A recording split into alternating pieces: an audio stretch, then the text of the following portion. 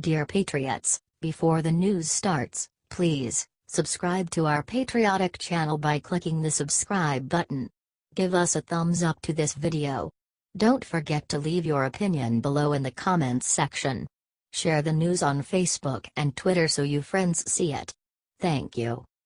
Hillary accuses GOP of flaming the flames of white supremacy because of tax cuts. During an interview with Ellen Degeneres, she accused President Trump's tax cuts of flaming the flames of white supremacy. "It's disturbing, and it's obviously upsetting to me because I see things happening around the world that are bad for our country, that are dangerous, that really pose a threat. And then I see all this happening inside our country when they push through this tax plan. It's going to hurt so many people," claimed Hillary. "Look, it's going to help a lot of really rich people, who they care about, that's who their donors are, but it's going to hurt. I mean, can you imagine taking away the deduction for a teacher who buys supplies for their classrooms? I mean, who thinks like that?" said Hillary. "And so there is a lot that is going to end up hurting people, and then obviously flaming the flames of white supremacy and misogyny and homophobia and everything else that is unfortunately at work," she said. "Really? The tax plan will do that? That's one crazy tax plan. So I think there will be the investigation will go on, and that will lead where it leads. But at some point, Republicans who control the Congress have to say, you know, we don't want this to go on, we have to investigate. Or we have to win back the House and Senate next November, which is something I hope we do, and then we can get back to doing the people's business," said Hillary.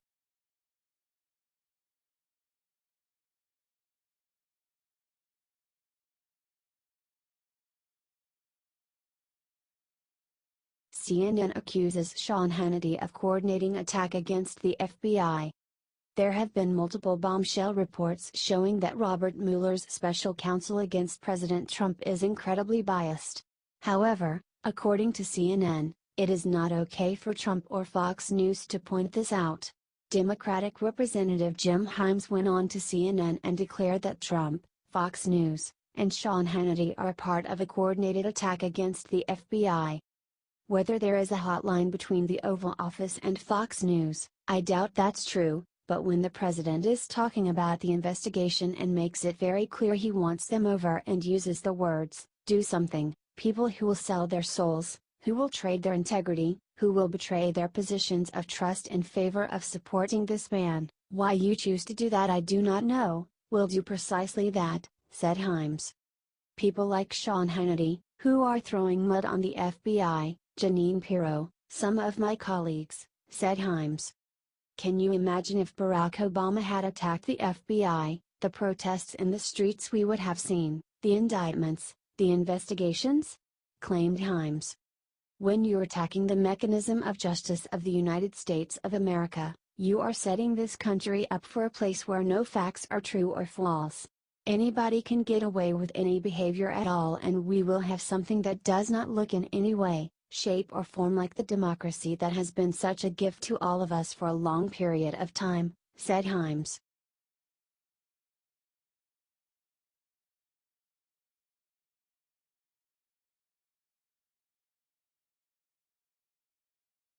MSNBC host says her calling Trump a bully and worse isn't an opinion.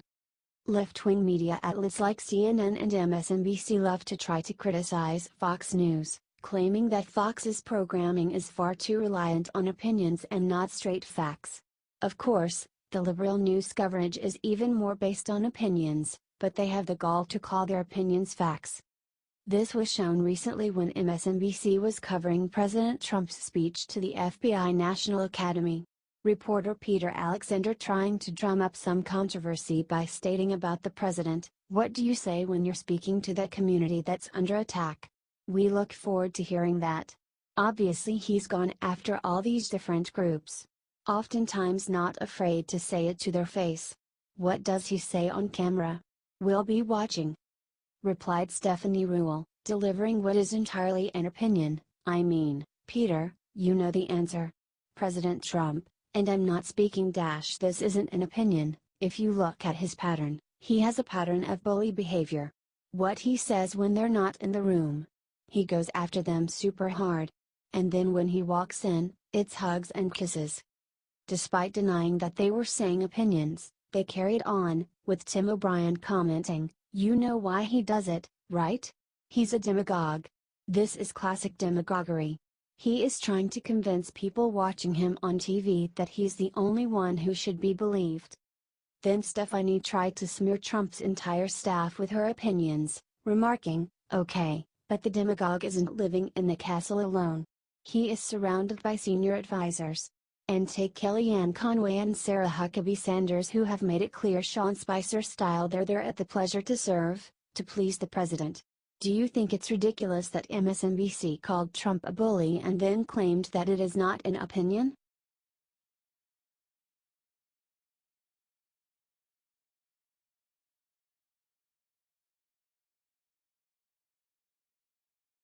Benghazi hero crushes Eric Holder with brutal singer for telling GOP it's not okay to attack Mueller.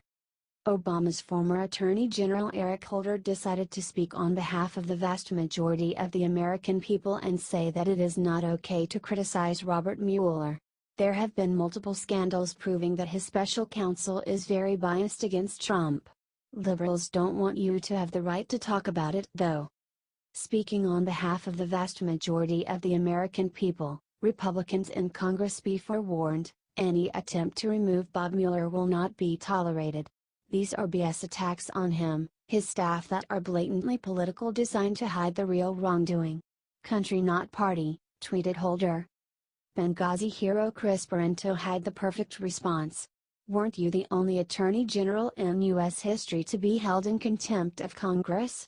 And you don't speak for me or the vast majority of the American people, you puss.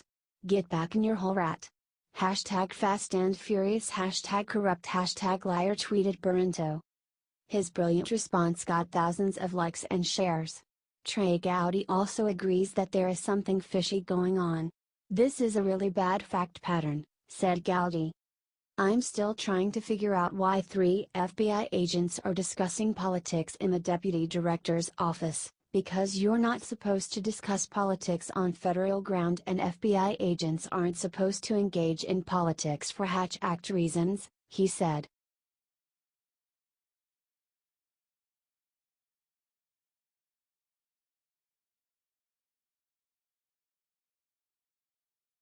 Sally Kahn asks audience to only vote for black women, she immediately gets crushed. Many people accused Hillary supporters of just voting for her because she is a woman. They used to deny this attack, however, more and more, liberals are able to admit that they would vote for someone just because of their gender or race.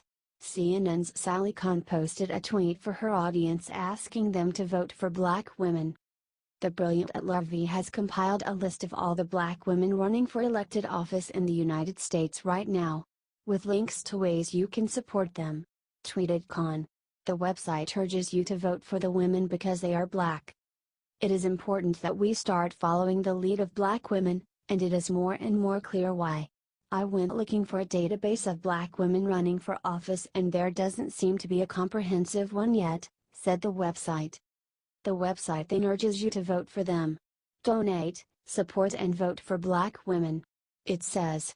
Conservative commentator Ben Shapiro replied to Kahn's tweet, comparing her way of thinking to white nationalist Richard Spencer.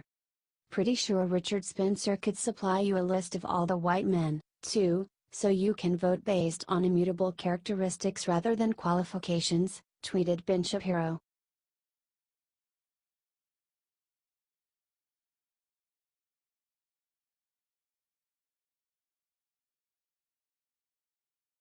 Watch MSNBC's Joy Reid admits she hates law enforcement, except for when they investigate Trump. MSNBC's Joy Reid attacked Republicans for claiming to love the police, while simultaneously being able to critique the FBI for their anti-Trump bias. Even though it doesn't sound remotely contradictory, Reid believes this makes Republicans hypocrites. You know, to go back to Mueller for just a second, Jill, is that you have this sort of coordinated campaign, not just against the FBI and it's extraordinary to hear Republicans who are angry that NFL players are kneeling in response to law enforcement killing black men, women and children, and who claim that Black Lives Matter hates the police, started Reid. actively attacking, the FBI and law enforcement, and Bob Mueller, who is decorated Navy veteran, Vietnam, and probably the most respected FBI director in, U.S. history. Anyway, hearing the way that they are attacking him is extraordinary, she said. Reid is not a fan of the police herself. Here are some of her tweets from October 31st. Black people's wariness of police hinges on that cue, whether this person wielding life and death authority thinks black life has any value, she tweeted. Even the most mundane traffic stop involves an internal weighing of that question: does this person see me as inherently human or dangerous? Does this officer privately ridicule or detest people like me? Will he treat me respectfully like a citizen or threaten me just because he can? Tweeted Reid.